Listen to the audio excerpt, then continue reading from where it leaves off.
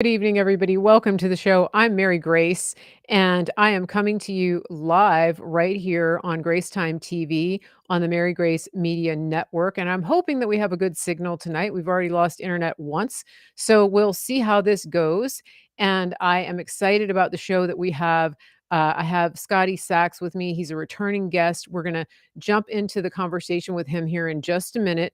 As we're waiting for people to come in, I'm going to just minimize and remind you and talk to you about a couple things that we like to feature here on the channel. One of those is that we are a listener supported show.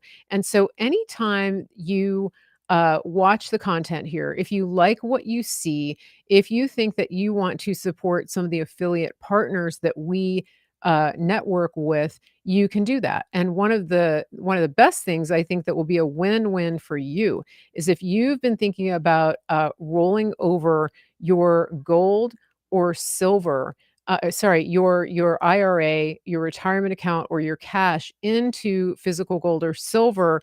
Our friend Andrew Sorcini at Beverly Hills Precious Metals is there to take your questions and to help you do that. He was on the show here a few days ago, and you can go and watch that and find out a little bit more about what it is that he does. The link is on your screen. You can scan the QR code. You can also give them a call at 866-346 5325, or you can go to bh-pm.com and you can just schedule a consultation with them. It's a free consultation. Just tell them, this is what I have, this is what I want to know. They have a team set up just for questions. So if you really have no idea even what this is about and you're curious and you keep hearing about gold and silver, just give them a shout and let them know that Mary Grace sent you. The other thing that I want to remind you about is that we actually have a partnership now with a functional medicine practice that can help patients around the country and around the globe. And that is Synapse. Synapse is a new partner for us. And Dr. Troy Sproul was on the show last week. He's going to be coming back regularly. Their website is officialsynapse.com. Tell them that Mary Grace sent you. 651-209-9906, 651-209-9906. Thank you guys for scanning the QR code there. Thank you to everybody that is interested in partnering with and supporting our affiliate partners. It really means a lot. And like I said, it's win-win for all of us because we are looking to find and recommend to you really good America First companies that aren't bought and paid for by big pharma, by big ag, by the deep state.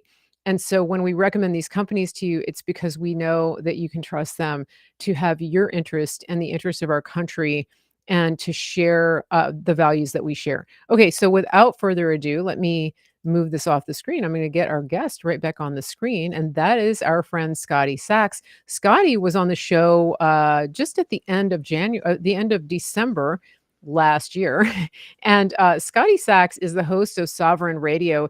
He is broadcasting from the belly of the beast out in California, and he has been doing this for quite some time. He is also a veteran of the media, Hollywood, uh, sports, and entertainment industrial complex. He has some stories to tell. And if you missed the show that we did at the end of December, I recommend you go back, but don't go now because Scotty is going to share more with us tonight. Welcome to the show, Scotty. It's really wonderful to have you back. Thank you. Hey, Mary, great to be back and talking to you and your audience. Thanks for having me back again. It's wonderful to have you. One thing that I forgot to say, I put out an email and I told everybody that we're going to do some Q&A. So to all of my listeners, if you're coming with questions or if you have questions that occur to you during tonight's conversation, put those questions up in the chat and let us know what the questions are. And we will do our best, or at least Scotty will do his best to answer your questions. And so we'll just make a fun evening of it. And we're going to go. I'm going to ask the first question, though. Scotty, I don't want to forget, you told me about something exciting that's coming up. And this is affecting everybody. This is an opportunity for everybody. You've been helping to organize something very interesting.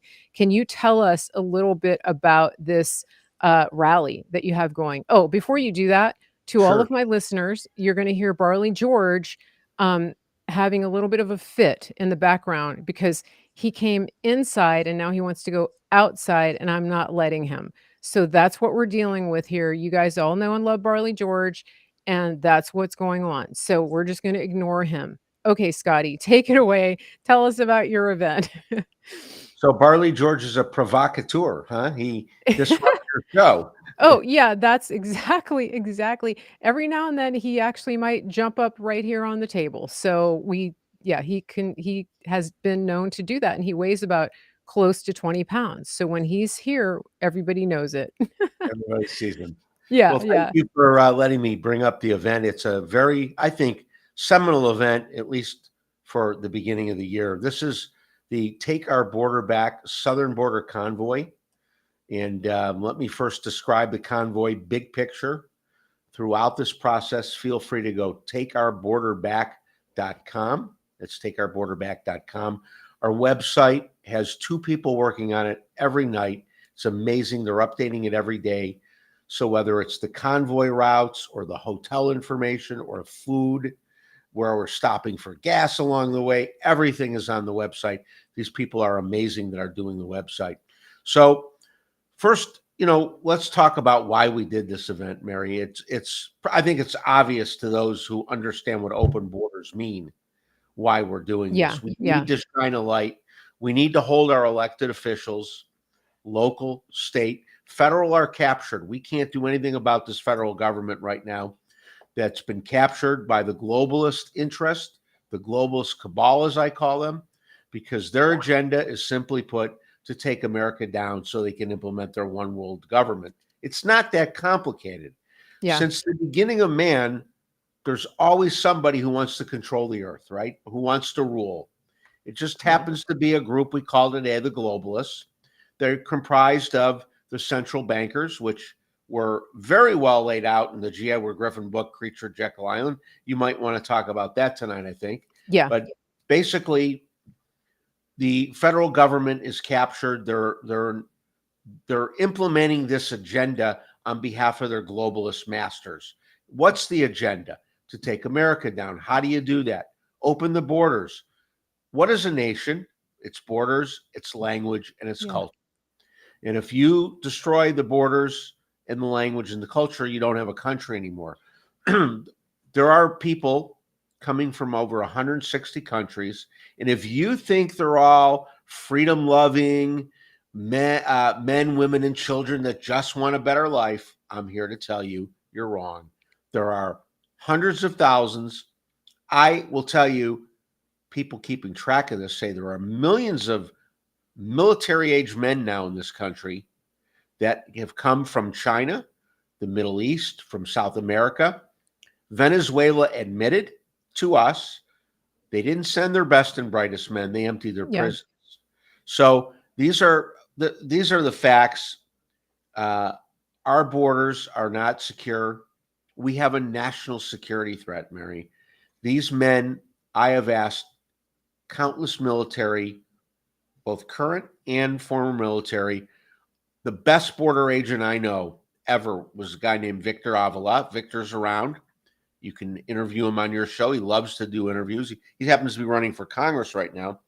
Victor included, they've all answered the question affirmative when I ask them, do you think the federal government will use these military age men, whatever number there are? I believe there are at least a million or two in the country.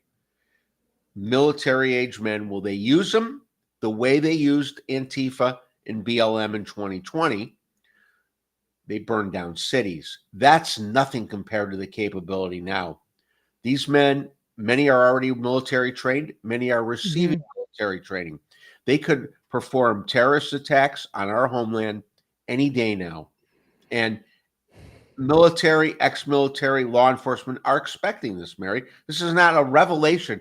Ooh, they kind of sort of in the background are thinking about it. No. One of the reasons the globalists opened the borders is they need war in the worst way.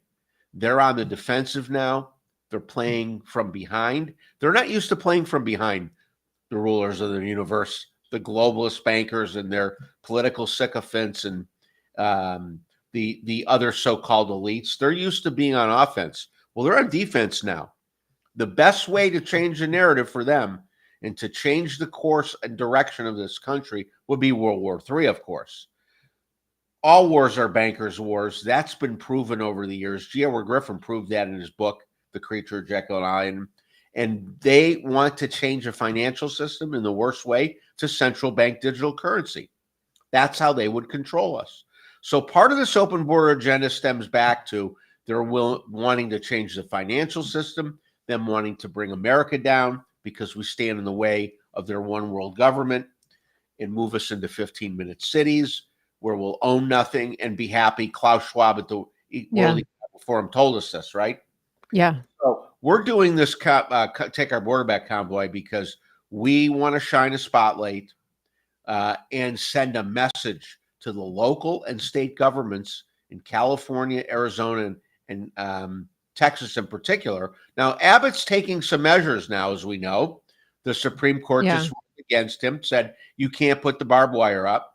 Abbott's doubled down and he's putting more barbed wire up. Yeah, and they gave him 24 hours to cede control of I guess it's less than 24 now, to cede control of the park back to the federal government. And as of earlier today, 14 U.S. states governors have made statements in solidarity with Abbott. President Trump is calling for them to send National Guard troops down there from different states. Of course, Arizona cartel Katie Hobbs has not joined forces to protect the border of her. Nor has Newsom in California, of course. Right, and then New Mexico, of course. So yeah, that's communist Katie. This convoy and the complete routes and maps are on that website, takeourborderback.com. It's starting in Virginia Beach on the East Coast. It's going to Jacksonville, Florida, Raleigh, North Carolina, Baton Rouge, Louisiana, making its way into Eagle Pass, Texas. When the rally in Eagle Pass is over, they're going to drop down to Yuma, Arizona. When we're done in San Diego, I'll be one of the people heading up the San Diego San Ysidro border rally. Okay. We'll convoy to Yuma. So we're all going to meet in Yuma from Texas to California. We're all going to meet in Yuma for a major event in Yuma. But this convoy is very detailed. It's all on our website. You can see where to pick up depending where you live. They're coming from all over. There's a group coming from the north, from Idaho. They're making arrangements. We have a Twitter account that's specifically designed for you to hook up with somebody to join the convoy. If you don't have a ride, you can get in on the convoy. There are people with buses and people with empty seats in their vehicles, so they're willing to put a patriot in their seat. It's really a major event. It's been on Steve Bannon's show. It's been on Alex Jones' show. Okay. And today Tucker Carlson covered it with our favorite guy who's backing this event, Doc Pete Chambers. He's a former lieutenant colonel. Lieutenant Colonel Pete Chambers. Yeah. A patriot. He's a good Christian man. He understands this country has never been more threatened than it is now with open borders. Yeah. And he's all in and he's leading the charge. So he went on Alex Jones yesterday. Alex Jones spent an hour, went through our whole website because our website's very detailed. Yeah. And Tucker Carlson had Doc Pete Chambers, Lieutenant Colonel Chambers on today. I haven't seen it yet. I'm anxious to watch it. So that's what we're doing. It's a border convoy. We're shining a light. We are all Americans. This is a peaceful. The one thing I want to stress, it's a peaceful assembly. You're going to love this because you understand the game the media is playing. I got a call from Vice News, Soros-funded left-wing internet rag, right? Yeah.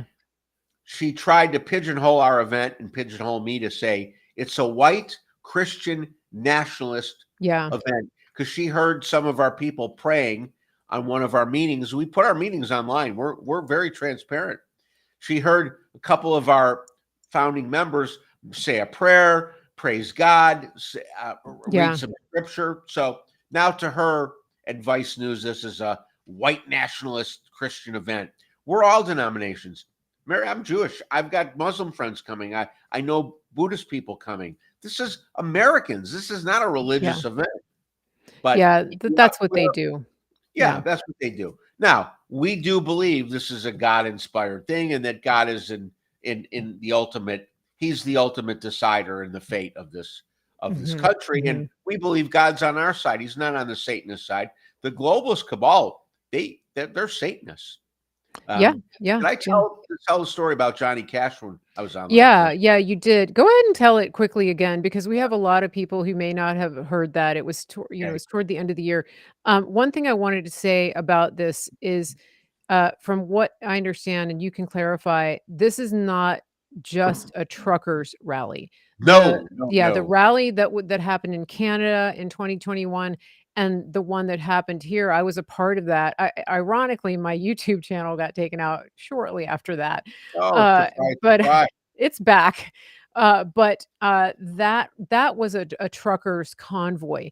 The one that you're talking about now, this is all kinds of vehicles. All kinds. Anybody, yeah, Yes. with a private vehicle, anybody can take part in this. I mean, other vehicles were in the other convoy as well. But I mean, I was in it. I was in the convoy, and from Indianapolis to Hagerstown, and it was amazing. It was just you know amazing, and people were standing at overpasses, and in some cases, there were hundreds and hundreds of people at these overpasses waving the American flag and just, cheering on the truckers, and that had a lot to do with the mandates uh, that were taking place, um with the shots and that. So it was specifically aimed at getting that stopped so that people could do their job.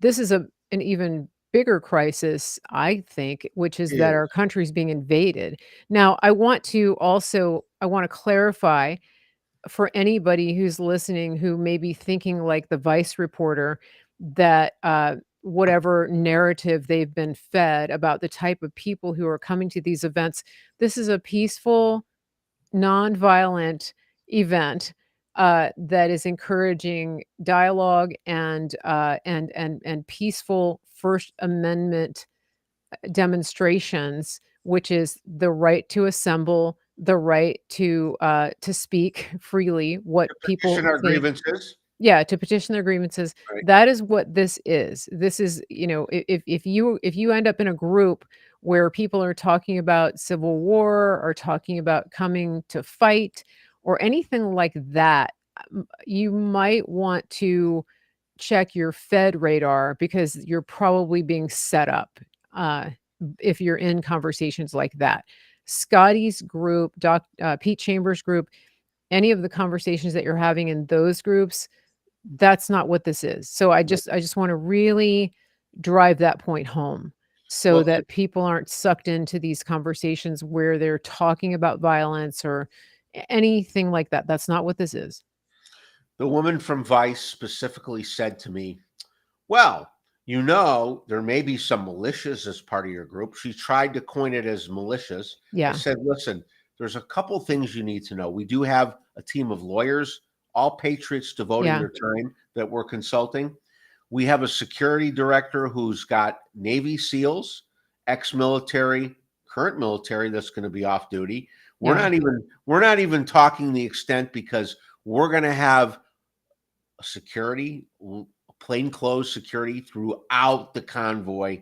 We are meeting, by the way, these three rallies are in private property. We're not going to public property on the border to confront the border. We're going to stop at private property. So if anyone tries to Okay. pull a fast one, anyone appears to be part of a militia or says, "Hey, let's go storm the border with our guns," because Arizona and Texas, you can open carry in those states, and Yeah, we will. Our people will be open carrying. That's a wonderful deterrent, by the way, to the violence, right? So the yeah, bottom line is it's a peaceful assembly, and those that try to get aggressive, appear to be militant or acting as a militia, acting on their own outside of our peaceful assembly best interest, will be removed by our security, and We have aerial support. I can't get into the details because it's Mhm. security. We have Right, aerial right. support that'll be watching the whole event. See, that's good. Yeah, so I just wanted to really clarify that, because we know the way the narratives get set in with around events like this. And so again, and we have a lot of people who are just waking up to what's going on, and a lot of people are new to social media. They're new to private messaging and groups and things like that. And my rule of thumb is I don't really get involved in private groups. If people put you in a bunch of group chats on Twitter and things like that, just be very aware, and just be aware that everything you post is going to be screenshotted, and every comment that you make can be taken out of context. So just be cautious about sharing your private information with people that you don't know, that you think you might know because you had a nice chat with them online. I mean, these are common sense things, but I do feel like it has to be said because again, so many people are coming to Twitter because it's more open now because of what Elon Musk has done. So just really use discernment, everybody, and understand that the feds are infiltrating. Just assume that the feds are infiltrating everything. That's just, yeah, like they're, Yeah. "Hey, guys," they're listening right now. "Hey, guys, hope you're doing okay. I hope you're having a come to Jesus Oh moment every yeah. single day." The NSA Okay. is listening to us right now. So Yeah. one of the other things I want to say is our steering committee. There's six of us. By the way, we did not all know each other before this. That shows you the power. We've been working together every night, 3 4 hours a night for 4 weeks, 7 nights a week to get the logistics right, to get the security right, to get the routes right, and we are absolutely split. We were split on whether we should talk to the mainstream media. I'm Mhm. all for it because I come out of mainstream media. I Yeah. believe just cover the event. I know NBC is going to spin it. NBC Network News is going to come Yeah. with cameras. I know they're going to spin it the wrong way. We don't Yeah. care. Just highlight the event because this is shining a spotlight on the open border policy. They can't take away from that message. It's going to be Mhm. loud and clear. So Mhm. they can Mhm. spin us as malicious, as Yeah. nationalists. They can do what they want. They're not going to succeed. Right, right, good. Yeah. So, okay, it's exciting. The website is right up here on the screen, so you can take a screenshot of it, takeourborderback.com. You can go check it out, you can become involved, and, it's cool because it's gonna be in a lot of different places in the country, and so if people want to join, they can. You can, it's just, I'm assuming it's like the one that I was on. You can join for, 10 miles if you Of want to. course. Anywhere you want to You jump can in and you out. yeah, you can park and follow along and park on an overpass where it's safe and legal to do that, and you can, cheer them on. So that's a great thing. Now let's shift here a little bit. I wanna talk about what's going on. If people are having trouble with the feed on one channel, I recommend that you switch over. We are on Rumble, Twitter, Facebook, uh, Clout Hub, somewhere else, Getter.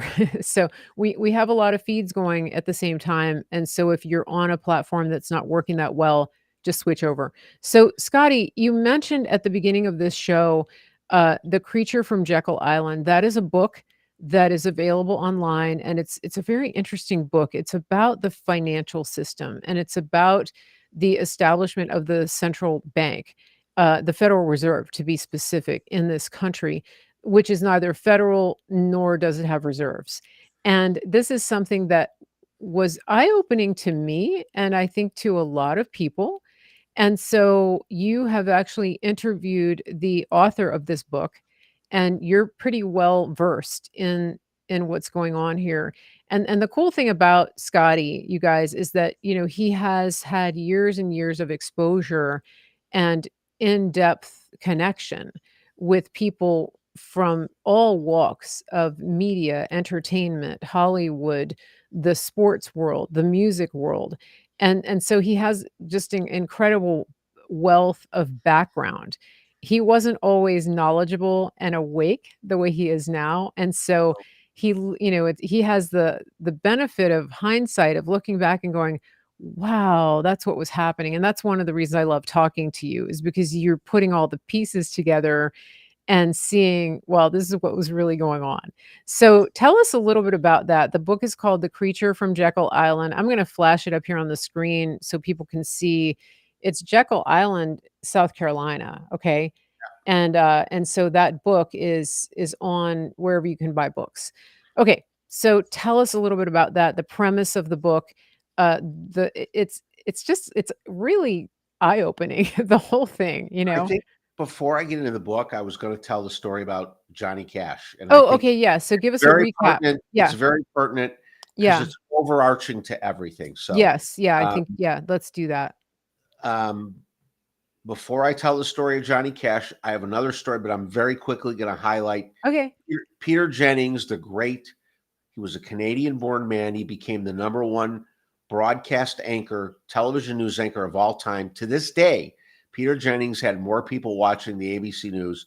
He was a patriot, folks. He was behind the scenes, keeping his job and following the script. But Peter told me in 1990 that everything we see and hear on TV is a media narrative and it's a script to support an agenda.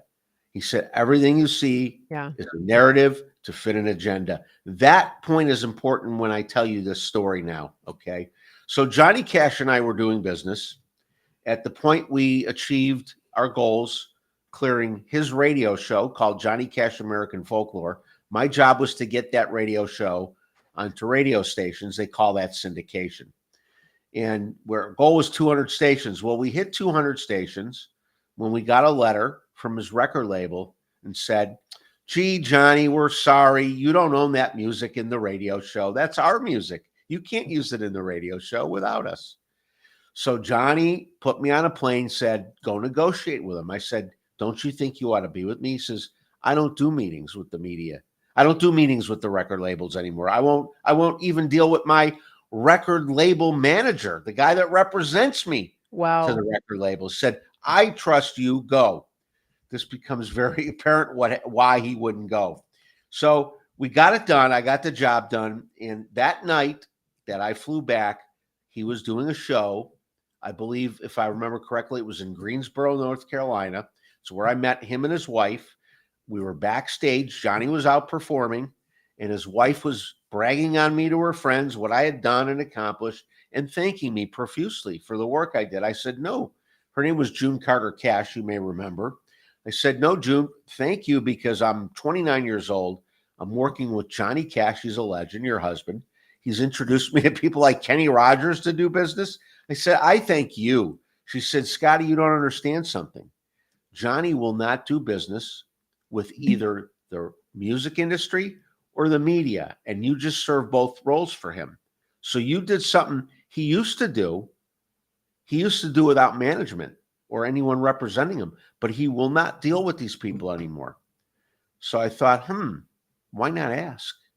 So I said, "June, why won't Johnny do business with the very record labels that make him a lot of money and the media yeah, that support him?" She said, "Because they're a satanic Luciferian cult." And I asked her to repeat it. She said, "Scotty, they're a satanic Luciferian cult. Johnny doesn't want anything to do with them." So in subsequent meetings, I pressed Johnny on this. I yeah, asked to clarify it. And he said, "Look, I'm not going to tell you a lot about the parties and the meetings and the SHIT that used to go on. yeah, I won't do it anymore." He said, "But let me tell you something. If you don't think these people are satanic, what do you think adrenochrome is? It's the most satanic element to the whole story." And we all know what, and maybe your listeners don't know, but you know what adrenochrome is, I'm I sure. do, yeah, yeah, and I think we have to be we have to be a little careful about how Okay. much detail we go into We'll because leave it at yeah, that. So, but it's but yeah, he it's a cited that. stimulant. Yeah. Yeah. Yeah, Go ahead. and You want to? yeah, and it's I wanted to ask you that this is it's fascinating and disturbing, Yeah. to hear this and especially to know that this was a long time ago. This wasn't just this year, last year. I mean, we ha 1989. when this Yeah. was. We have people like Liz Crokin who are exposing a lot of this. Mike Smith, uh, Liz Crokin has done incredible work around Pizzagate, which really started to come up even before Trump took office. But I have a question about Donald Trump because, he was in the entertainment world, he was in the real estate world, he was in the media world, he was in the pageant world, he was in the fight world. So sports, entertainment, media, business, really incredibly well rounded. And one of the things that we know about him is that he doesn't drink or smoke. He's not a partier, but he gets invited to parties. And I've been told by many people that he has always been the person at the party who's been the straight man that everybody has talked to and sort of spilled their guts to, or that people never took him seriously enough to hide what they were doing, and so he was exposed to a lot of this as an observer, and that one of the big reasons that every people who loved him prior to him being president, the one of the big reasons that people switched and turned on a dime is that they suddenly realized that this man that they didn't take seriously when they were committing all of these atrocities right under his nose was now in a position to be the most powerful man in the world and to be able to do something about it. And he knew their secrets. And he's said many times, like, "I never forget." He has a it's not a photographic memory, like, he remembers everything he hears, and maybe photographic too, but do you I mean, what is the did you ever come across him in that world, or do you know people who I had did? met him. I had met him at events, but everything Mhm. you said is spot on in my opinion. See, Donald Trump liked one thing very much: money and Yeah, making money. And so he would do business or socialize with those who can help him make money, consequently, the yeah, media. So, yeah, he hobnobbed. Yes, he met Epstein at parties. He was never at Epstein Island. yeah, Donald Trump was not on the list of those who yeah, went to Epstein Island. And you're absolutely right. They fear him because A, he knows all their secrets, and B, he revealed his hand. He's an outsider. He's not one of them. He really and truly, at the core, is not an insider globalist shill like most of those people mhm. in major business, in media. And Donald Trump was in the media too. He had the number one rated TV show for years, right? Yeah, yeah, He knew how to play the media. I remember when he ran, when he was running and he did a debate, the Republican debate. I believe there were 17 candidates on stage at the first debate. yeah, He did. And he looked up and down the line and he said, I've given every one of you guys money playing the game. He admitted to yeah, playing the game. He gave to Democrats, he gave to Republicans, he gave to anybody and everybody that could become elected official that could do his business some good and get him a permit. mhm, It's mhm. about Donald Trump's real estate empire getting permits and gaming the system once these people got elected. That's all it was. Yeah, yeah, and the other thing too, I wanna talk about some of his interactions with Hillary Clinton. It's interesting because, when he made the crack that he made about Rosie O'Donnell, being, kind of a horrible person, he also in one of the debates with Hillary Clinton, he called her a nasty woman. I don't know if you remember that, and people, the libs just were so offended by that, he's so mean. Well, he was actually talking in my opinion, he was talking about making reference to the fact that he knew some of the things that she was involved in, like these ritual, things, satanic rituals, and also her stance on abortion. I mean, she was advocating at that time, and probably still is, for full-term abortion. I mean, that's nasty. And he has said repeatedly, "These people are sick." And that's not hyperbole. This is a sickness.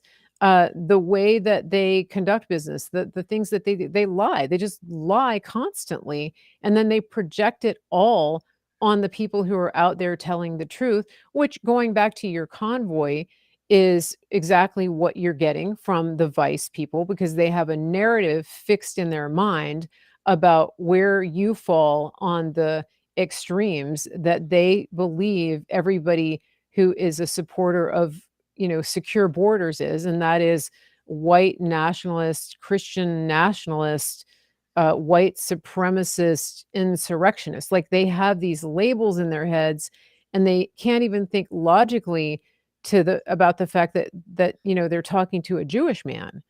It's like they're so twisted and nasty. I mean, You know, it you know, he tells the truth. he So, did. okay, so Jekyll Island, let's get to that because I think I do people are. want to say one more Yeah, thing about Hillary okay, yeah, Clinton. If yeah. you don't believe Hillary Clinton is a nasty woman, let's ask the 5 New York detectives who watched a video Oh, who watched a video from Epstein Island of Hillary and Ubud Abedin. is that the Wiener laptop? Yep, from the Wiener laptop. 5 New York City detectives, hardened, hardcore criminal detectives. Yeah, They saw it all. All 5 of them were sick to their stomach and couldn't hold it back. They all vomited after watching this, yeah, and 3 of them are dead today. Ask them if she's a nice person and if she isn't a nasty woman and she's sick. yeah, What her and Uma were doing on the video is sick. We won't yeah. talk about it. Yeah, and that's the thing, it's Trump knows a lot. He knows a lot about a lot of people. Look, and And he's leading a group of military generals that are trying to take down their globalist system. It's as simple as that. They chose him in the 80s for this. They've been grooming him since the 80s to become president.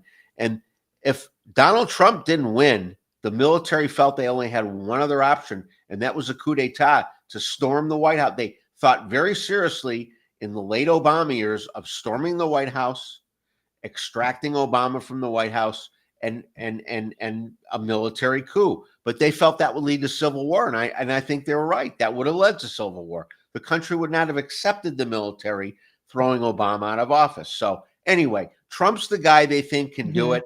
He has proven to be able to take on the system without flinching and without being yeah, compromised. You yeah. can't buy him off. That's for sure. He's like Carrie Lake. You can't buy her off either, right? I have a question about the military. You just mentioned the military was, you know, uh, really preparing Trump to run. How do you know that? I mean, is that something that you have how are you privy to that information? Okay, so you can never prove anything because Right, you don't right. have I don't have documents. I'll tell Okay. you what I do know Mhm. is that 4 different sources, none of them know each other, all Okay. told me all have the same story that in the 80s, you first of all you got to back up. This all started in the 60s when Kennedy was assassinated.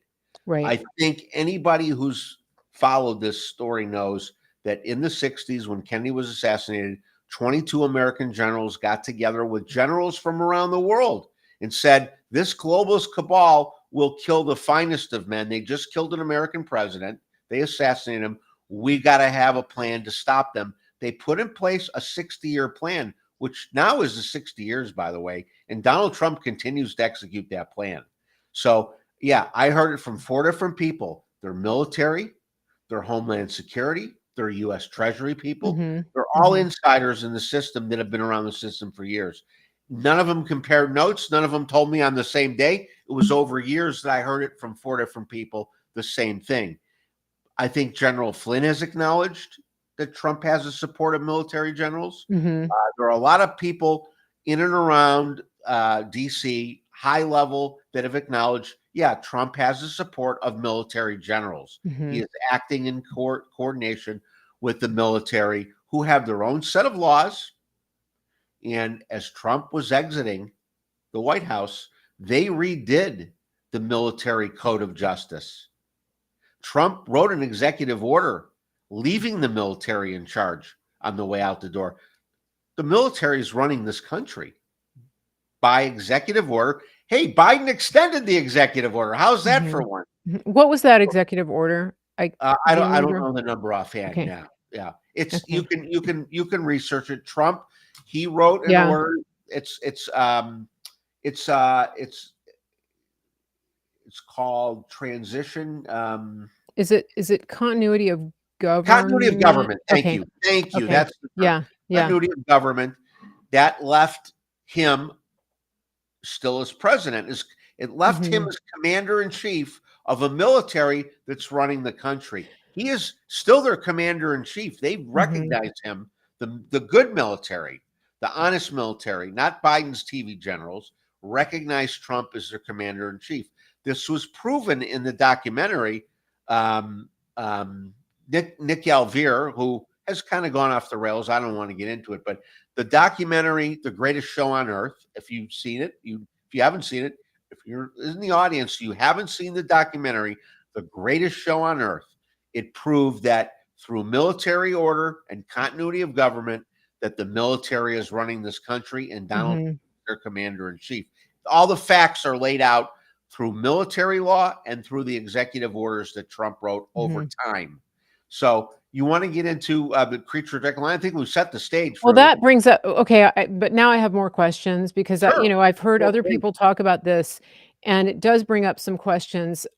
One of which is that, if in fact, first thing, have you heard, um, or do you have has anybody given any inkling that what happened in the 2020 election was a sting, that it was allowed to happen to catch them in the act so that the people would want to, first of all, see and take action, to fix the elections and to save the country. Because if he had, we know Trump won. I mean, they stopped the counting in the middle of the night, and he told us they were going to do that. He said they're going to change everything. Just wait until 4 a.m. I mean, he said that, and sure enough, that happened. But he also said they were going to steal the election by mail-in voting. And that's what they did. They manufactured ballots. And so my thinking all along has been that it was a sting operation, that that it was allowed to happen, that everything was tracked. We recently have heard President Trump make reference a couple of times to watermarked ballots, and that was something that came up in conversation right when they were still trying to stop the steal. People were talking about that. But my point here is really, is it possible that a lot of this was allowed to happen really to wake the people up? Because if he had been sworn in on January 20th of 2021 without a hitch, I feel like people would have gone back to sleep and said, "Yay, we won. We'll come back in 4 years." And nobody really would have understood what's going on at all with our elections, with the ballots, with the cheating that they do. I mean, because people are busy, they would have just thought, "Okay, great, we won. Let's just have another election in 4 years." What do you think about that? So I believe, again, my contacts, the same sources. They're military, Yeah. they're Homeland Security, they're United States Treasury. Those are my three sources. Mhm. The 2020 elections were not about getting Donald Trump elected. They were about exposing the system.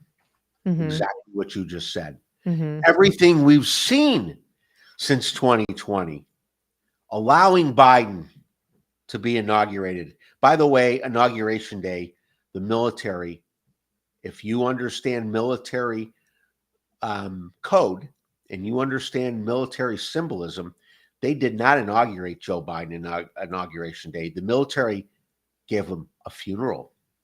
They held a funeral, the Mhm. military, for Joe Biden Inauguration Day.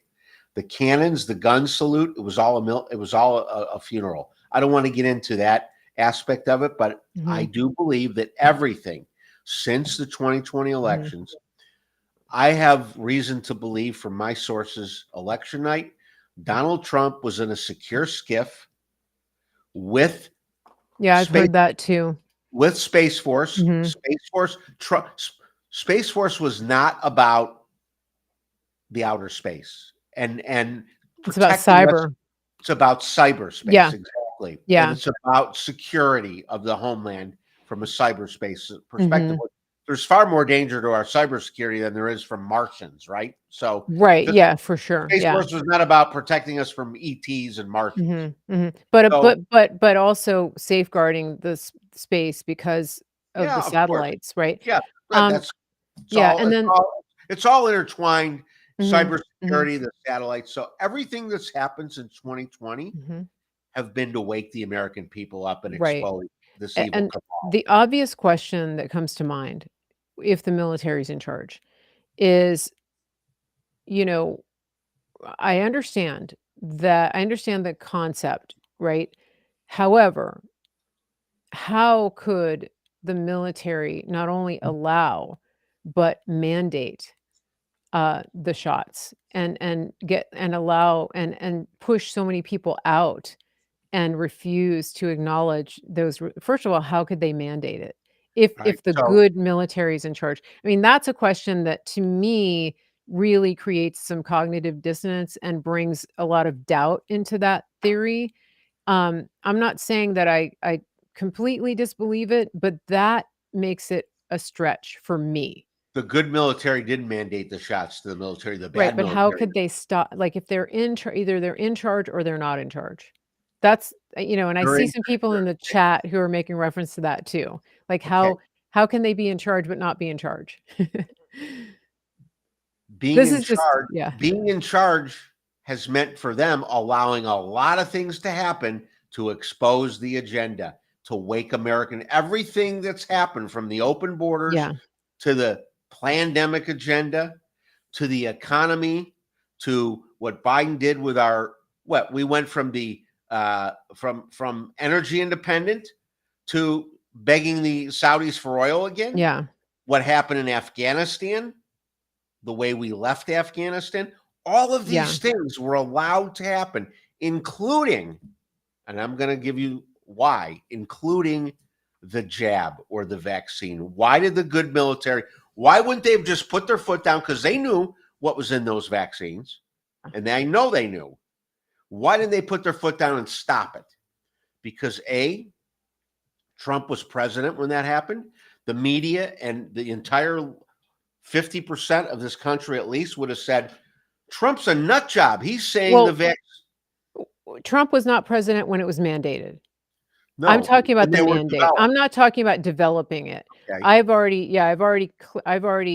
come to the conclusion of why that was developed and I've explained on the show to people why that had to happen. I mean, there's Past that and go to the yeah. mandate.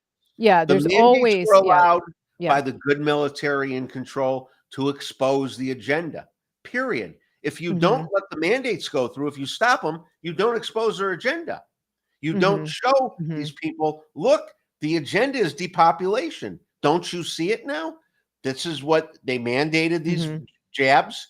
They mandated them not just the military, the airlines, multinational corporations, NGOs, schools, the education system, the medical system. Everybody mandated it because Mhm. the military, and remember, there's bad military guys too that work for the administration. The guys you Yeah. see on TV are not good military. They're not the good Yeah, military. the TV generals. That's what Trump calls them, the TV Yeah, generals. the TV generals are part of the bad military. So Mhm. good military, everything bad that's happened.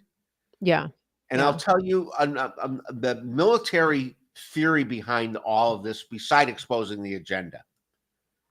Mhm. War has casualties. There's collateral Yeah. damage in war. And the military said, look, if we don't wake the American people up, then we're all going to succumb to their agenda and three-quarters of the world's going to be killed anyway.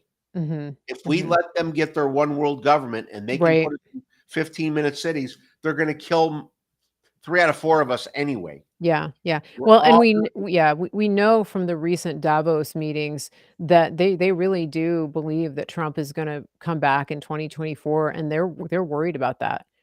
Like, they know he's gonna be the all nominee. they've got left is World War III Yeah. and terrorist attacks and violence. That's all they have left. They have no Mhm. more ammunition, no more bullets, no more tricks. It's really fascinating to me if you step back objectively and look.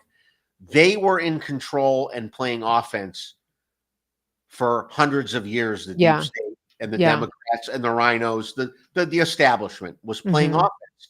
They're playing defense for the first time the last 3 years in particular. They're playing defense for the first time in Mhm. their lives. They're not very Yeah. good they're Yeah. not very good on defense, are they? Do you think, and this would be an interesting question for your sources because it's come up a couple of people that I've had on the show here, including General Flynn, believe that they're going to try something to suspend our election, to make it so that they can the mili not the military would intervene and hold the elections, but that they would come up with a reason that we couldn't have elections, whether it's global chaos, whether it's civil war, whether it's an attack on our shores, How about another something. pandemic? I think they've I think that ship has sailed. I Oh, but mean, yeah, but they'll try anything. They're desperate. yeah, I mean, I agree with you completely. yeah, That but we're not going to fall for that crap again. yeah, but, I mean, it's so crazy because it's like, when you see the media, posting about, a new disease, a new this, it's like they think that the last one was a huge box office hit, and Yeah, they're right. bringing in the sequel. They're like, "And here's the next one," and they're kind of excited, and you're thinking, "Nobody bought that. They're not buying tickets for the sequel." So, I don't know why you're so excited, but that's like, it's over. Nobody Mary, else is Mary, they lining have up a to very participate in this. if you let's pretend it's sports and it's called a playbook. Yeah, Their yeah, playbook is very limited. The plays they ran over the years were yeah, very effective, and they were the same plays worked over and over and over. It's like Bill Belichick calling an offensive play for Tom Brady that worked over and over and over again, right? yeah, They yeah, work yeah. divide and conquer, Yeah, right? that's a good point. Yeah, and I'm looking The at a play comment, another comment that have here. This is something that I think they're doing with Nikki Haley. She won't quit. And it's not because she doesn't have enough it's not because she wants to win the nomination. It's because they still think they're going to get Trump put in jail and she's that gonna be the heir that apparent. she's going to be second Yeah, place, and she yeah. can't be second place officially if she doesn't finish out the primaries and get second place votes. And they're gonna try to gaslight the people and say, "See, she was the second choice." I mean, she's the obvious nominee. They Yeah, spent 32 million in New Hampshire. They yeah, knew she wasn't gonna win. yeah, yeah, they just So wanna that keep just her. proves I they're mean, just yeah, keeping her in the game, yeah. hoping that his demise leaves her as It's the like Republican it's like candidate. Weekend at Bernie's, there's I mean, she's so dumb. Okay, It's such let's an talk. obvious play, right, in their playbook. Yeah, it's so obvious. I'm like, "You guys stop," and now she's playing the race card. I mean, she's like Hillary with brown hair. Okay, so let's she's so cringe. I mean, ugh. But let's talk about the creature from Jekyll Island because I think that, this the history of it. Let's do kind of a short version of what happened at Jekyll Island. The book is fascinating. You can get it on audio. That's fascinating too. And there's a recording somewhere out there on YouTube of like an who is it that reads it? It's sort of like an older style theatrical reading. You know what I'm talking about? You guys can look it up. But it's really fascinating story of how these captains of industry and bankers came together to create the Federal Reserve. And really it's almost like they n England never gave up, like, they never actually conceded that we won the revolution, Hundred you know? 100% true. They never gave Yeah, up. And yeah, and and really and truly, the British Crown may have always been in control, even after we got our country and wrote the Constitution and all those things. But so yeah. Okay, the Creature from Jekyll yeah, Island.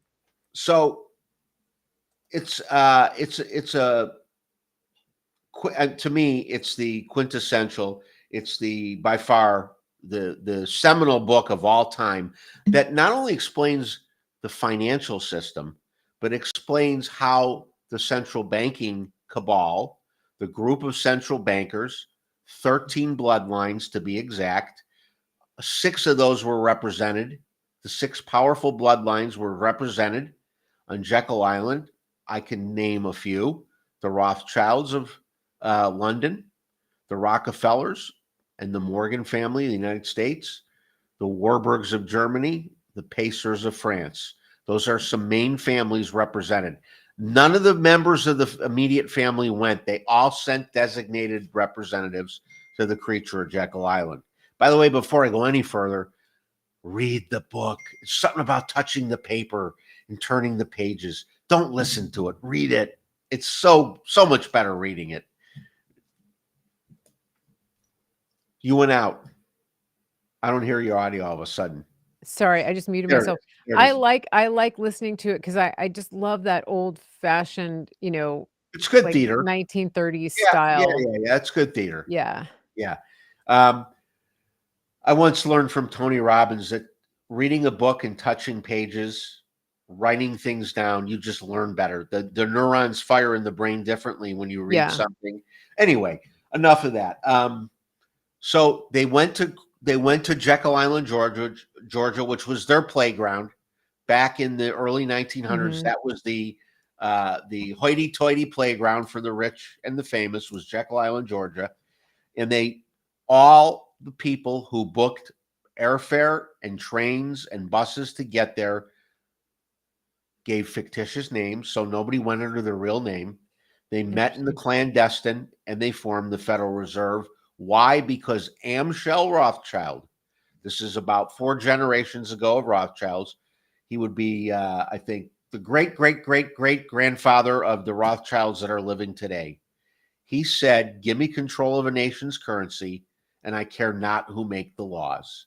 If you control the money, you control the show. He who has the gold makes the rules. So their objective was to control the financial system, control the printing of money and the lending of money, Mhm. interest rate of money, and everything to do with money. And they succeeded when they wrote the Federal Reserve Act of 1913 and passed it. And I'm here to tell everybody, and you said it, there's nothing federal about it. I think you Yeah. said this earlier, didn't you? And there Yeah. are no reserves. Yeah. So the name was brilliant because I still believe, even awake people, I'm willing to bet that 85% of Americans think the Federal Reserve is the Bank of the United States. They don't understand it's privately owned by these families. It has nothing to do with the United States government except to rape and pillage the United States government by lending it money at high interest rates. So we borrow our own money. The Federal Reserve prints the money. It's our money ostensibly, Yeah. right? And we're borrowing our own money and paying high interest rates. So Yeah. by controlling the printing presses and printing the money, the simple concept to understand the Federal Reserve System, its fancy name is rehypothecation.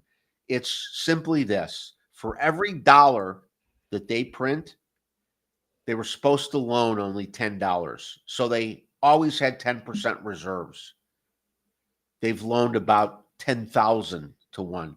Every Mhm. dollar is circulated. Do you ever wonder where the money comes from for your mortgage, my mortgage, our neighbors' mortgages, our friends and family's mortgages? It doesn't really exist, that money. They move money around Mhm. digits in a bank.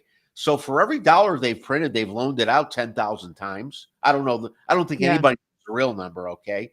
So we have this house of cards. It's monopoly money. Yeah. Yeah. It's called fiat currency. It's backed by the good faith and credit of the United States. Well, when you're $32 trillion in debt and your government is in shambles and your borders are open, what kind of good faith and credit do we have? I Yeah. want Yeah. to know where our good faith and credit is now, right?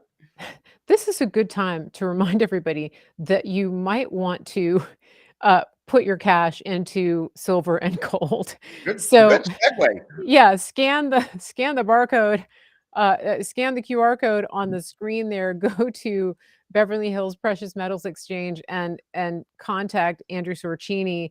Um, just let them know, "Hey, I heard about the Federal Reserve, and I'm really kind of worried about what if there's actual money backing up what they say I have in the bank." Gold and silver are actually literally hard currency that you can that actually grow in value, but they'll explain all that to you. The number there is 866-346-5325, 866-346 5325bh-pm.com, and just tell them Mary Grace sent you. Guys, this is real. I mean, we're not, this is not anything about, this is no conspiracy. Like, there's no money behind that piece of paper that says, $100 on it. There, it's a piece of paper, and they just keep printing more, and that's why it says promissory note. When you have a piece of physical gold or silver in your hand, then you actually have something of value that holds value and increases in value over time. So scan the QR code, go check it out. I'm not trying to scare you, but I just couldn't resist this opportunity to tell you that there are alternatives, and you can move your IRA, your 401k, or whatever cash you have into that instrument. It's like you're just moving it over into a different financial form. You're not like, it's not like buying something that's going to depreciate. Okay. You're just switching it out for real tangible things. Okay. There we go. Thank you for indulging me there, Scotty. I just couldn't Yeah. resist. I'm Okay. I'm, I'm looking at a comment from your listener called Yeah. Combat Medic. Federal Reserve owns the Uniparty. Damn right they do. They also own the medical system, the political system, the financial system, the education system, and every system. The Federal Reserve, the central banking Yeah. cabal, the globalist cabal that owns the central banks around the world. Ours is called the Federal Reserve. They own everything. You're right on, Combat Medic. They are the keepers of the Uniparty. And I am hearing some very interesting things about the Brunson case. You know about the Brunson case, right? The Um, Brunson brothers. They filed mhm. I haven't a heard about it in quite a while. But yeah, because the yeah, net I haven't effect kept of up it with it. was it would take down all of Congress. If they were to Yeah. win, it Yeah. would take down all of Congress. I'm hearing they've won. The Supreme Court's already ruled on it, and they're just waiting to announce it. Let's hope it's true. That's rumor because I can't prove it. But I did see Lloyd Brunson face to face. And when we asked him about it, my producer of my radio show and I, he looked at us. He said, Scotty and Mark, I can't talk about it, but in a few weeks you'll find out. And he smiled big at us. He gave us a big clue with a big smile. So I think that's coming Interesting. up. And that comment was prompted by saying Federal Reserve owns the Uniparty. Yeah. Yeah. The uniparty is going down, in my opinion, in a big way. There'll be no more uniparty. The rhinos and the Democrats. Somebody told me the reason nobody ever gets arrested in Congress is because they'd have to arrest 98% of them. They're all bad. There are very few good men left in the District of Columbia, which Yeah. it's not even American territory. You know that Washington D.C. is a corporation, a foreign corporation filed as a corporation on foreign soil. Yeah. So Yeah. it's really a bad idea. So It's the interesting. Federal Reserve has controlled every system, the printing of money, and Mhm. that Federal Reserve Act of 1913, which they passed in the middle of the night. They pushed it through. They hoodwinked the members of Congress that were opposing the Federal Reserve Act. I don't remember what the vote was, but Mhm. they had the same tactics of blackmail and bribing guys to vote back then, the Mhm. way they blackmail and bribe them now to vote. Mhm. So this is how they passed an act that was not good for our country. Those men that understood what the real meaning of the Federal Reserve Act, I think most of the men that actually Mhm. understood it, or women, there had to be some female elected representatives in 1913. Mhm. Not too many though, right? There probably weren't too many women back then, I if I don't remember think so. I correctly. mean, they Yeah, didn't even have the vote at that time. yeah. And, some people say that people, some of the men who went on the Titanic and went down with the Titanic were actually men who were opposed to this. Um, so Hmm. there is, that's part of the conversation. I I think wanted to ask you. that'll all come out. By the way, I do believe Yeah. that'll all come out. Yeah. So in the industry that you're in, and the people that you're in contact with in the media, and just that whole world of promotions and syndication and everything, are you, what's the level of awakeness and awareness at this point? I mean, are you talking to more and more people who are realizing that something is very wrong, or do you think that they're still just hanging on to that paycheck and not wanting to acknowledge or stick their necks out? What are you seeing? in the industry? In terms of television, radio, broadcast, the mainstream media, in terms of the music industry, in terms of Hollywood, in terms of the professional sports, because I still do business with the right currently the NHL Mhm. and the NFL. I will tell you, there's three kinds of people.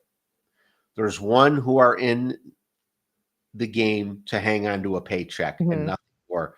They're typically men or women in their 50s and 60s Mhm. that are not inclined to change careers, that have families to support, kids still to put through Mhm. college, and they don't want to lose their paycheck. So they're going along to get along. Yeah. Okay. That's number one. Number Yeah. two, you have people that are a small percentage of people that are awake and have left mainstream media. People like April Moss and Ivory Hecker, to Yeah. name a few. Okay. And number three, you have people whose cognitive dissonance Mhm. is so powerful, they still believe they're in a system that's worthy, that's the fifth pillar, that's Yeah. honest, that's Yeah. reporting news.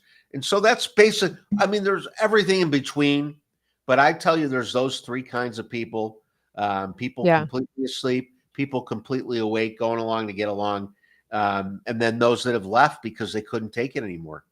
Yeah. Yeah. And it's how many do you think, like, the ones that are going along to get along, it's like they know, but they don't wanna take the risk. I mean, and we saw that during the pandemic with people who, would just wear the mask, take the shot because they didn't wanna rock the boat, and in some cases, with Christians, they, they said that it was the Christian thing to do, not to upset the apple cart, right? That wearing the mask and not offending people was the right thing to do. I mean, that was Right. like a new level of crazy in my mind. But but I think, I mean, what do you see happening in this coming year? I mean, do you think those people are just gonna kind of stay in their little bubble, or are they going to be forced to come to a reckoning and take those risks? First, I want to make a personal disclosure. I've been in mainstream media 40 years. I still am.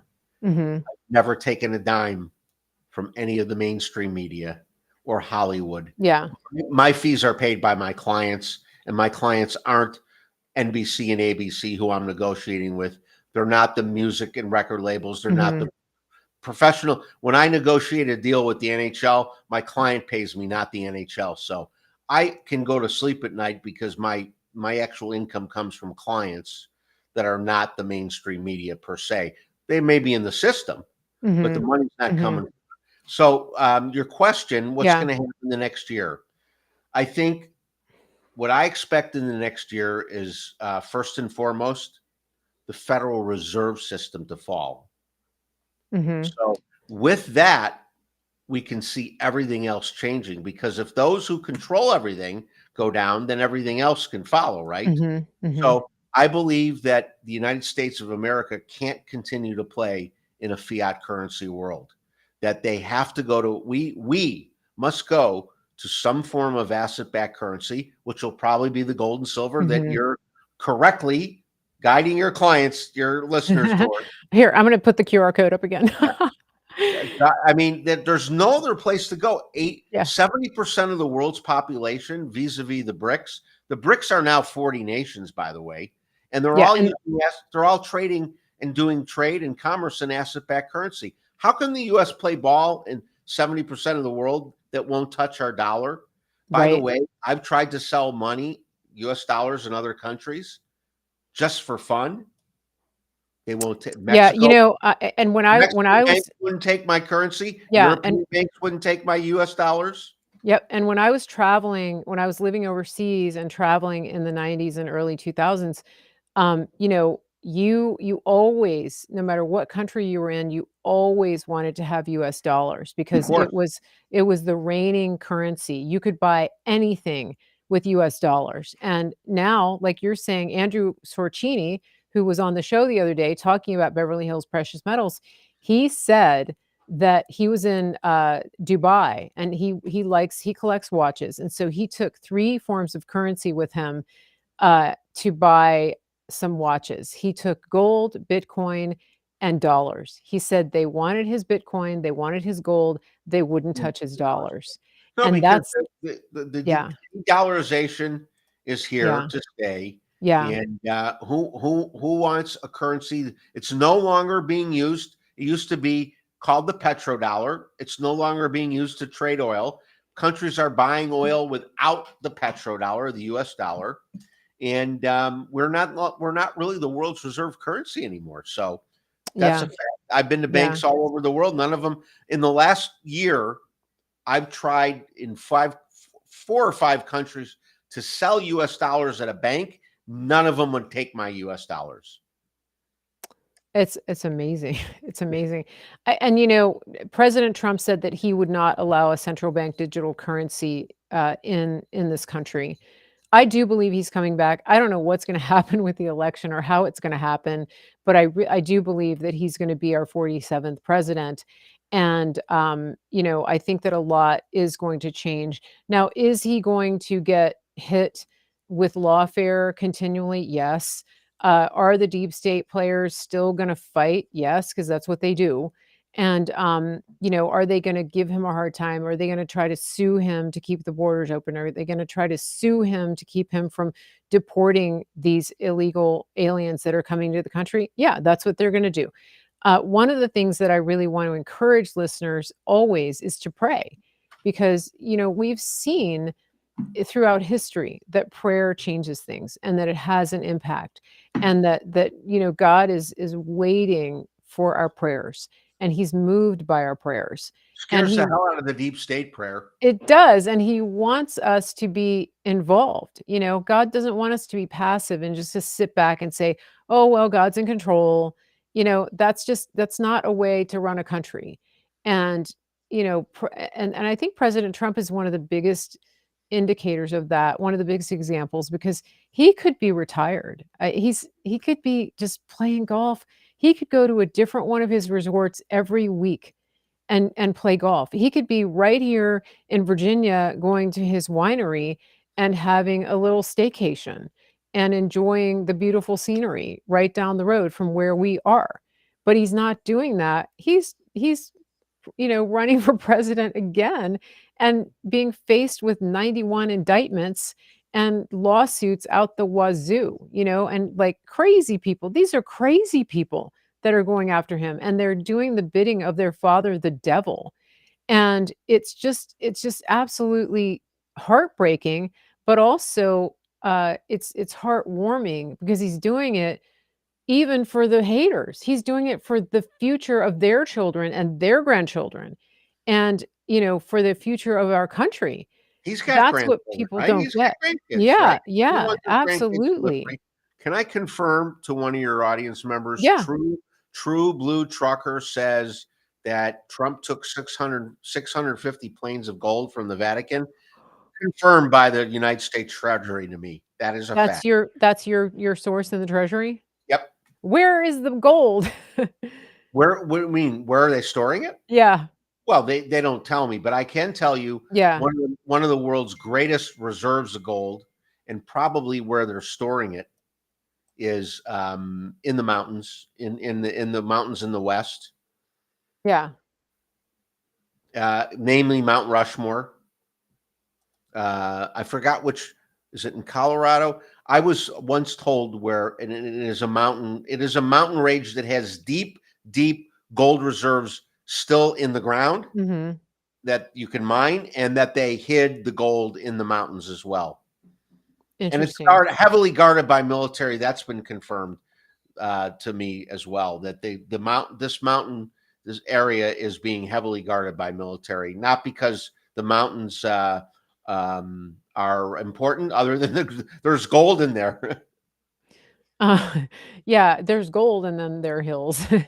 And it's interesting because when Andrew was on the show the other day, he said he really feels like gold is the currency that is is the best choice for just holding, right? That because it's more stable than silver, even though silver is good for a lot of things, especially, it's a little more liquid, you can get smaller amounts, Yeah. and I just wanna say, for people who don't have a big nest egg that they want to roll over into gold or silver, if you're living on a fixed income, if you're younger and you haven't built up a retirement, one of the best things you can do is take a little bit every month and go to your local dealer, your local coin dealer, and just buy whatever your budget can, whether it's $20 worth, $25, you can get a silver eagle every month, and then just start stacking it, right?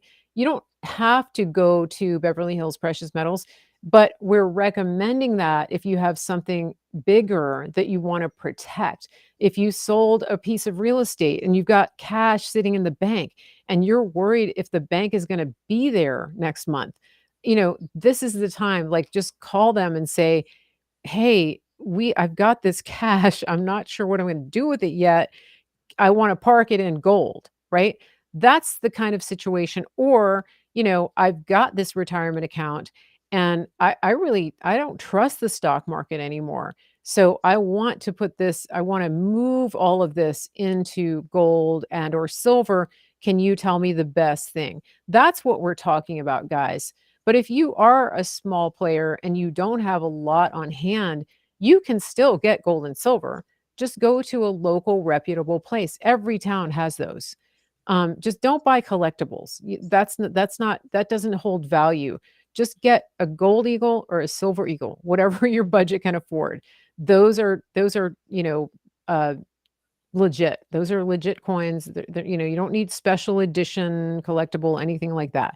Just Mary, I've been doing yeah. just that for years. Every month Yeah. for years. Oh, I've okay. been Yeah. buying silver, not gold. I've been buying silver, Okay. couple coins a month for years. Yeah, see, there you go. And, it's and that's, I do it. I know a lot of people who do it. So, you know, um, Barbara has a question about this now that we're talking about gold and silver. Does your company send the physical metal to the consumer or just a piece of paper? Barbara, in the US, you get the physical gold and or silver at your doorstep. Some people choose to use the depositories that they contract with here in the States. So if you're not comfortable having all of that in your home, or if you don't feel like you have a secure place for it, they will, help you get it into a vault. Um, so that's one way you can do it. If you're overseas, you have to let them put it in a US vault. And they can explain all that, and he did explain it on the show the other day, but that's a great question. This is not just a certificate that says that you own a share of something that may or may not be physical gold and silver, and Andrew did explain it, so I really encourage everybody.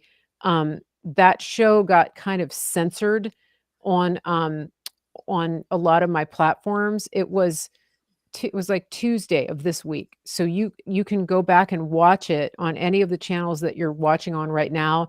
I really encourage you to do that. He really explained things really well. Um, and we also work with Kirk Elliott still. So if people have done business with Kirk Elliott, there's no need to change unless you want to. I want to give people options because sometimes it's a better fit, or maybe the other people aren't available and you want to move faster or whatever it is. It's America, so I like to give people free choice. But that's the way it works. So, Scotty, let's get back on track here. Everybody's scanning the code. I love it.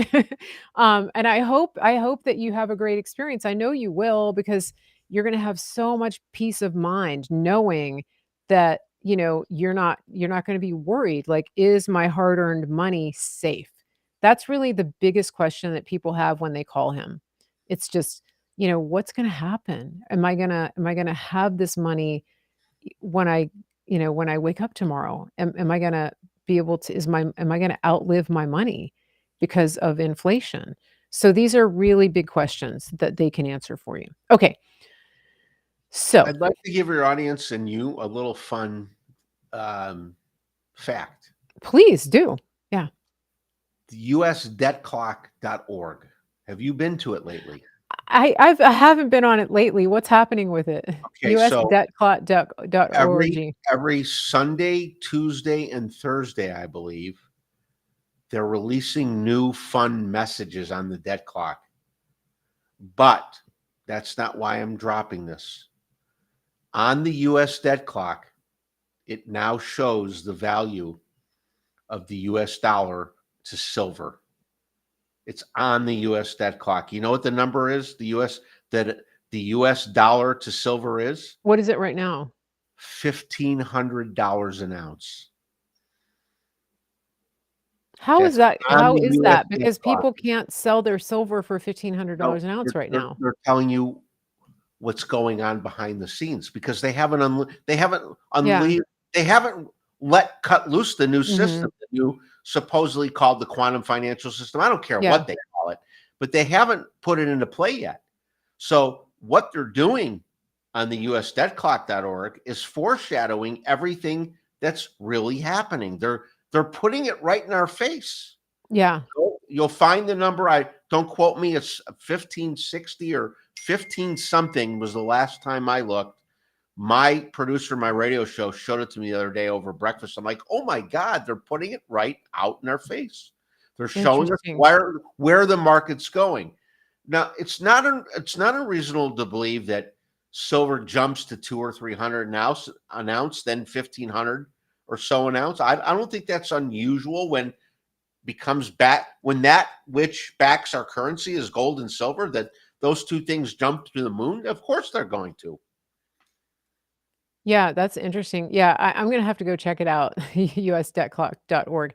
I'm not showing these things on the screen. Unfortunately, the system that I'm using, they don't make it easy for me to, flash stuff up while we're talking and to show other media.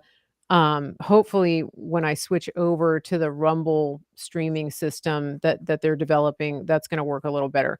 So, but somebody put the link in the chat on Facebook. It's usdebtclock.org. Does anybody have any questions for Scotty? I'm checking the chat on Rumble. We don't always get the best chat on Rumble, even though we have a lot of people watching. Any questions for Scotty on Rumble, on YouTube? While I have people live on YouTube, it looks like most of the comments are coming in on Facebook, and you can see the Facebook and YouTube comments right here on the screen. Scotty, I can see Scotty Yeah. reading the comments. I see Um, Barbara Bischoff posted the usdebtclock.org. Yes, yeah, thank you, Barbara. Yeah, so any questions, because we're gonna wrap up here pretty soon. This is a fascinating conversation. We'll definitely have Scotty back on the show. And okay, True Blue Trucker, can we get more info on who is organizing the convoy? Do you see that comment, Scotty? Yeah. I'll be happy. There's a committee of six. We call ourselves a steering committee. They're the six of us that started this event. Our Mhm, names are all on the website. So you go to the website. I don't know how big it is. I think it's fairly small, but mhm, we're not trying to hide in the weeds. Our names are all there. mhm, And I will reel them off very quickly. It's me, Scotty Saks, mhm, Robert Aggie, who is from an organization that I'm sorry I don't remember his web address. Noelle Roberts, she's a patriot in Arizona. Kim Yater from the Take Your Power Back show, an associate of mine. We both aired on Salem Radio together. mhm. She got kicked off Salem Radio because she wanted to have Clay Clark on the show, and they wouldn't let her. Really? So she didn't really get kicked off. She got censored, so she left Salem Radio. Interesting. She's joining me on Town Square Radio in Texas, which owns a bunch of radio stations in Texas. But Mark Anthony is our director of security, and Mark Istertoff, my producer, is the other member. We're Okay. just six people who got together, but it isn't really us. It's we the people. There's Mhm, hundreds of people. We could never do. Six people couldn't pull this event off ourselves. There's hundreds of people organizing particularly on mhm. the routes that were created for the convoy. It's all being handled. Doc Pete Chambers is a key Yeah. member of our team. I think there are a couple more. You'd know their names. They may not want me to say. Mhm. They're pretty big names that may not want to be Yeah. out there. So I got some information, Ann Vandersteel sent me the flyer a couple weeks ago. Yeah, I think when it I sent it to her. She was one of the first people I sent it to. yeah, yeah, yeah, Yeah, she's all over the place. She was just down in Panama with Michael yeah, Yon. yeah. So, yeah, the it's wow, yeah, She is crazy. one of 15 influencers we put together to market a particular product that's a health related product. She's awesome. Ann is Mhm, really, really a hardworking woman. I really respect mhm, her. mhm. Yeah, yeah, she does, superfoods with us, so, yeah. Um, that's, she's been doing that for a while, so, um, I'll have to okay, get you these products called Nano Soma.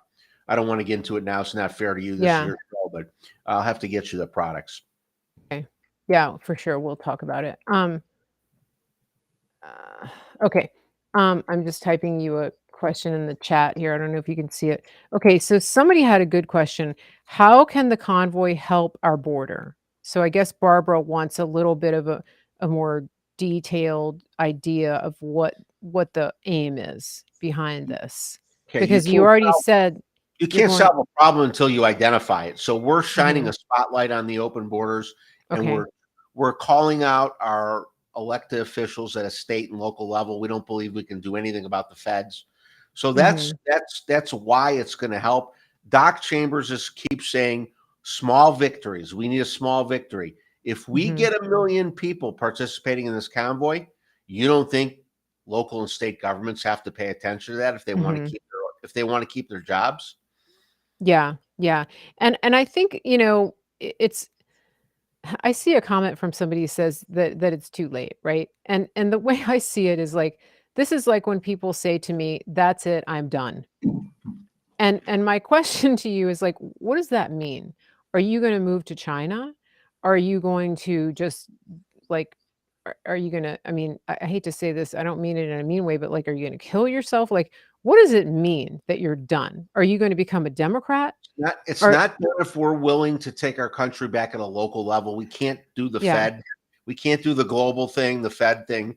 But I'm telling you, people can believe this or not, but I know from too many different sources that don't know each other have told me the same thing.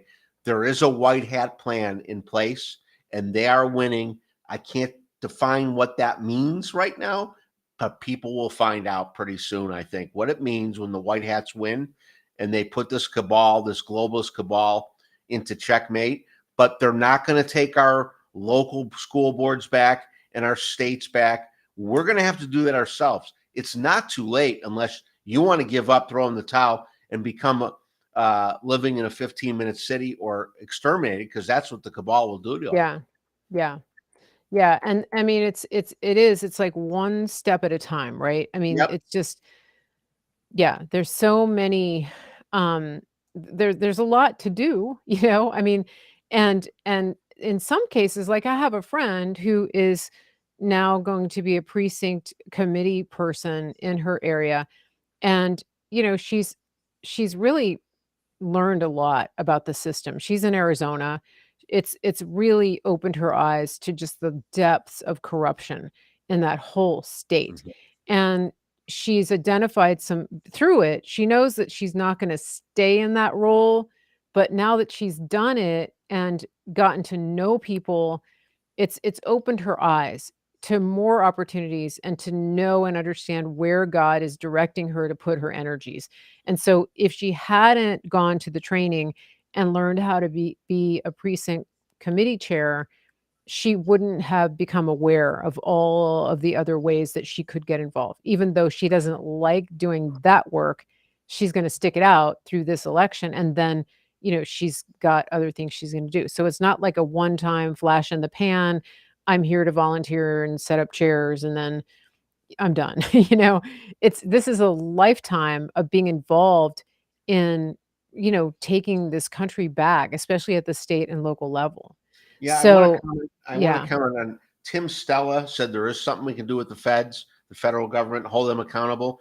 I couldn't agree more, but it's no longer accountable the way we think. The only accountability, I think, is to charge them with treason and crimes against humanity, those that Yeah. perpetrate on us, and hold them accountable through military tribunals. And actually, I'm I know this sounds crazy, but I'm one who believes unless we have a public execution, a public hanging of somebody like a Fauci or a Obama, we're Mhm. never going to show the world that we mean business. Holding them accountable at this point means charging them with crimes, in my opinion. But I agree with Tim. We can hold them accountable. We can't do it within the context of the American law because they're not following the law. We have to take it into our Right. own hands. We have to take the law in our own hands. We still can save our states and our local counties and our local cities. Yeah, yeah, and I think, I mean, we didn't get here overnight. We didn't get to this place overnight, and we can see that by what's happening with the schools and the universities and the colleges. And I will tell you guys something that I see happening right now in America with the people that are coming over the border, and this all of the DEI. The DEI is a nice name for the next it's a euphemism for anti-white hatred is what it is. And the reason that I'm saying this, and I think that some people need to understand this, I think that people have an angst about who's coming over the border, but I don't think they really understand the um, critical importance of what's going on with DEI. And that is, if anybody looks back at the history of Zimbabwe under the dictator Mugabe, Tucker Carlson actually talked about this in a recent video that he posted. Um, and the anti-white hatred that he uh, fostered with the population of Zimbabwe that then spilled over into South Africa. I lived in South Africa just after the end of apartheid, and the anti-white hatred was building up at that time, and DEI was getting into full force at that time. That was just over 20 years ago, and what's happening in this country right now is what was happening in Zimbabwe and then in South Africa in in the last 30 years, 20 to 30 years. And you know, South Africa, I don't know if it can be restored. I don't know if they can go back to, what they would call second world nation status. I think that they probably, and Zimbabwe, I think that they most likely are now really bordering on third world status because of that, because of allowing that what we call DEI to take hold in their culture and in all of their industry and in their universities and in white collar, blue collar, everything. I mean, it was insidious hatred and bigotry against white people to the point where white people were being slaughtered in their homes and on their farms in Zimbabwe and South Africa. I don't know that Americans really know that history, but you Yeah, should know that history. I've certainly heard about what was going on, and so it's interesting that you actually lived there Yeah, uh, at yeah. that point in time. Yeah, Yeah, and it was even in the short time that I was there, like, the change in attitude was palpable. I mean, it's kind of a scary place to live, to be honest. And so the people that are coming over this border from that part of the world, they're not here for cultural enrichment. I just wanna be very clear about that.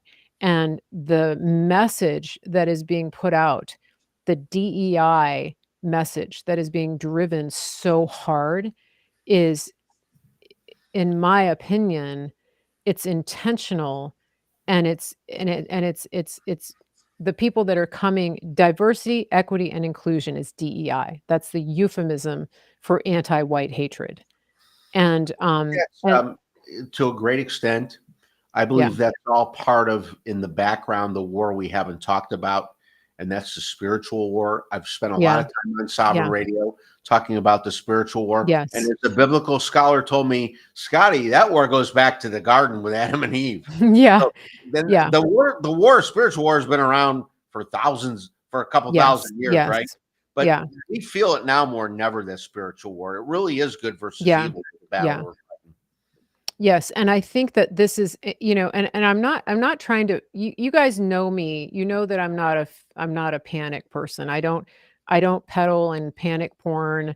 I'm not telling people to hit the panic button, but I think that there does have to be some awareness. And Obama was really one of the people who was used to usher that in, right? Like, we were making real headway in this country with racism and equal opportunity until he became president. And then all of a sudden racism was an issue again. And it was like we went backwards 20 to 30 years because of him. And now we're at the point where we actually have racism that is rearing its head in the reverse. And so this is something that really, I'm glad that you brought this up, the spiritual warfare, because it really is that, you know, all of a sudden we have segregation again. All of a sudden we have people being passed over for jobs because of the color of their skin. I mean, I've seen people joking about putting about white men, putting that they're African American or Latin American or Native American on job applications, and just so that they can even get an interview. And You know, with that that divide and conquer playbook is so old and it's yeah, so worn out. I can't believe that there's still Americans falling for the crap, but apparently there is. I mean, that this yeah, whole issue of diversity and inclusion wouldn't be around if people weren't falling for the divide and conquer race wars, which is right, truly at exactly. the heart of the spiritual war, in my opinion. Yeah, yeah, exactly, exactly. I just want to read this comment from Fran. She said there's a video of a meeting in South Africa where one of the leaders stated that South Africa must come together because the US, China, and Russia are overtaking their minerals and it must stop. Yeah, that wouldn't surprise me. I mean, Africa, the Congo, there's areas in the Congo that are that have the highest concentrations of cobalt and uranium and other rare earth metals that are used in making lithium batteries that are concentrated in a very specific and tiny concentrated area of the Congo, and that's being exploited. There's some interesting research that's come out about that, and it's the same area that was exploited for rubber plantations by colonial Belgium during the Belgian reign of the Congo. It's just very interesting, how much Africa has to offer. And if you And look at the history of that yeah, continent, look at how the central bank cabal has abused, has stolen yeah, resources and treated. You know, I was really encouraged during the pandemic by a video I saw that really told me the African continent woke up. It was a video of kids. They had gone into a school to jab the kids. The kids were jumping out of second floor windows to run away from those that were trying to give them the jab.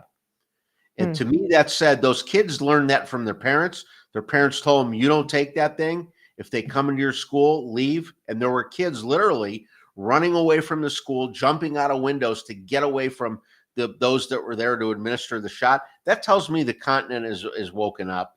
They're not going to take it much longer either, I don't think. to a point, yeah. I mean, I think it's just it's sad to me. I mean, we're kind of digressing here a little bit to Africa, but I think it comes into play because one of the things that I think people need to be aware of is how much the third world countries have been exploited by the central bankers, by the forever wars, by the war class. Because, if you look at the Congo, you look at how many countries have taken over the Congo and have exploited the mineral resources in that country, and yet the people there are working sometimes for less than $1 a day. And they should be the ones that have the wealth of that nation, and they don't because it's been stolen from them. It's been stolen from them by the conquering nations that have come in. And the crazy thing is, like, we're constantly sending aid money to all of these countries, and they're still impoverished. And so where is that money going? That it's crazy. And this is stuff that I talk about This is something stuff that I talk about, a lot on the show. Um, okay, so Steven, you posted a YouTube link. Is that the link that you posted earlier where I asked you to provide context? Because if you did, just delete the other one. That would be great if you could do that, because I don't like when people post links without any context. It could be anything. It'd be porn. We I don't want love that. this. I love this comment from Barbara Bischoff. Obama's running the country. Damn right. He said Yeah, Obama's his dream job was to sit in his yeah, sweats and with a thing in the president's ear, right?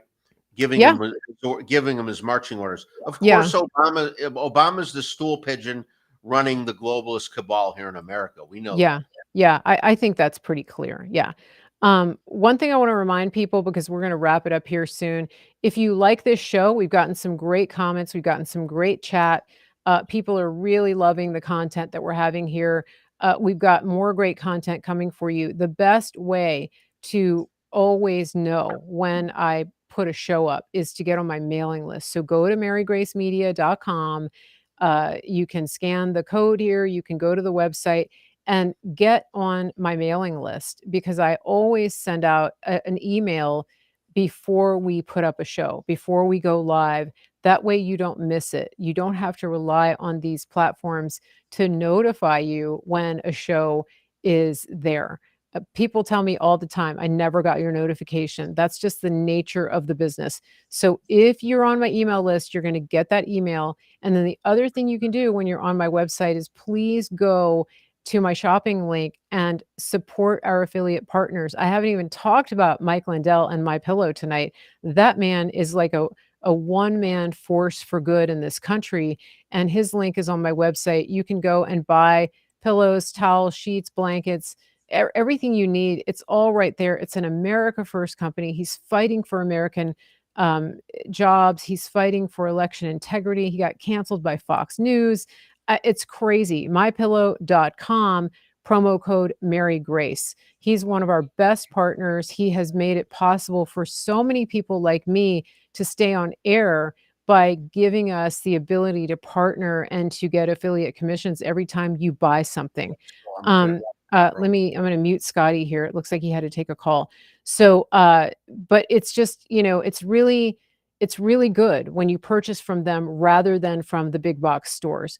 So I'm going to bring Scotty back here, and then, I'm going to put the gold and silver link back up again, because everybody's just going crazy for that, and I don't want you to miss it.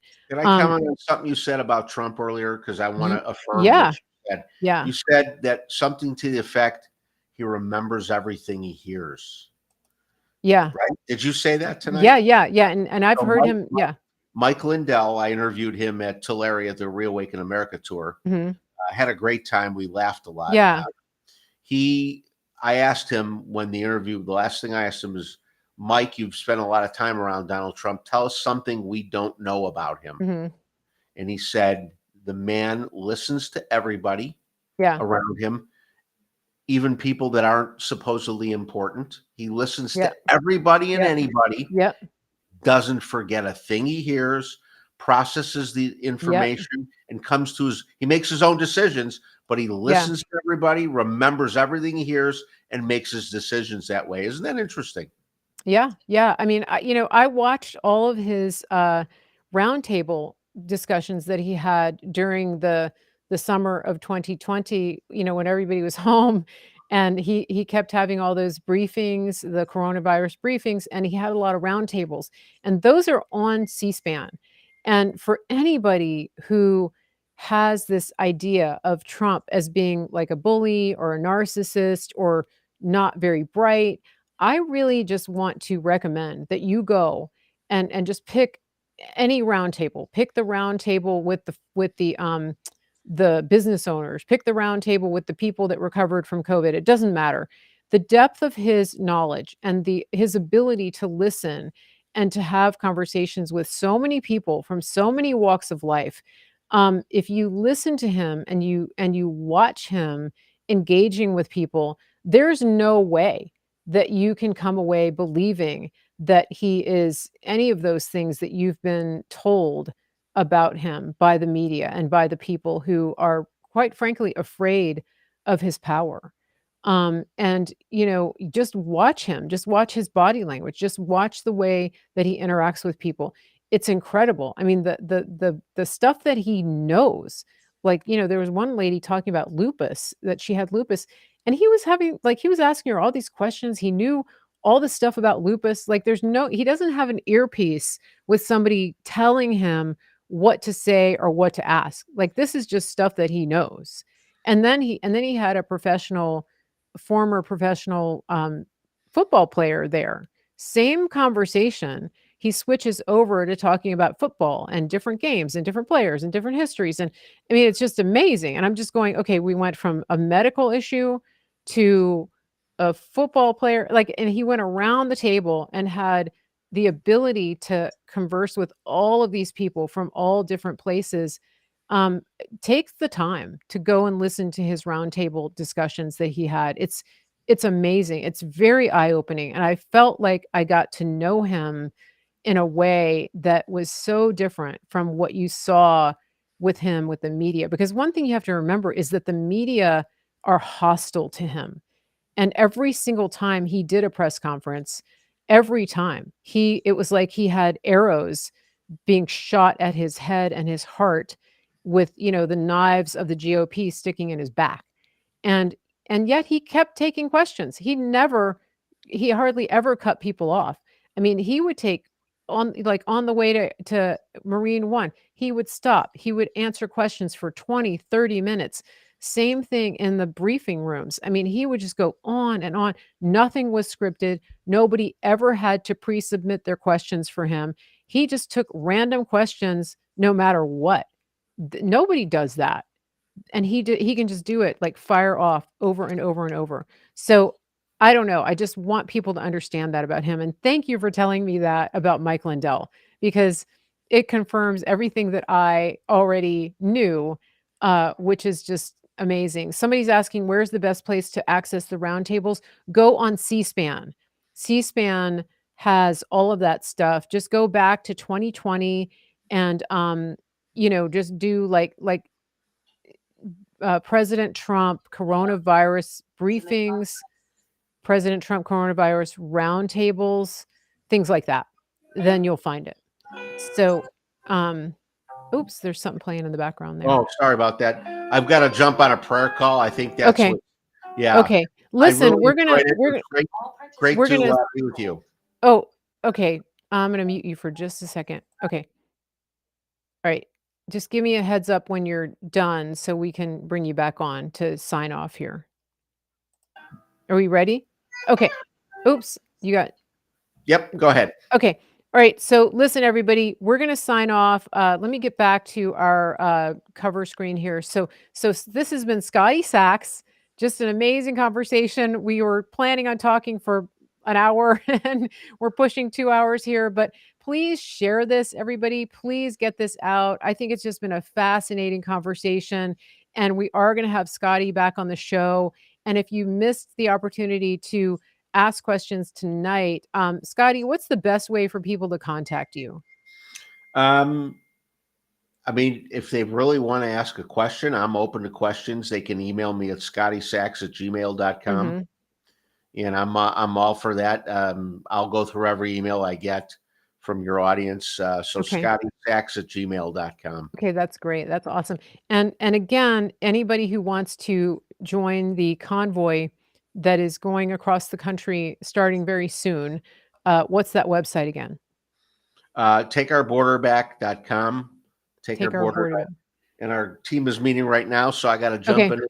Thank you Thank so you, much. Scotty. Thank Enjoyed you. talking to you, and thanks for the questions from your audience. And everybody will be back here very soon on Mary Grace Media. Have a great night, everybody. Thank you.